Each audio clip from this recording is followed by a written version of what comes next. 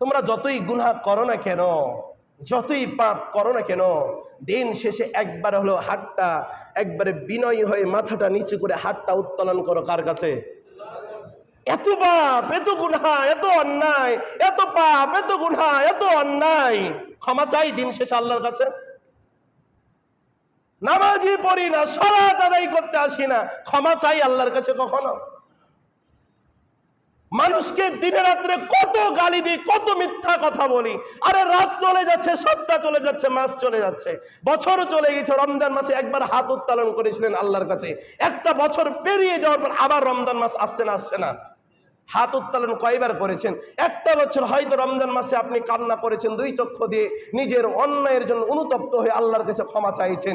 এতদিন পর্যন্ত চলে যাচ্ছে, আল্লাহর কাছে ক্ষমা চাইছেন? যে কথা বলতে চাচ্ছিলাম, এতিম কে? এতিম। এতিমদের সাথে কি আচরণ করতে হবে? কথা বলেন, কি আচরণ করতে হবে?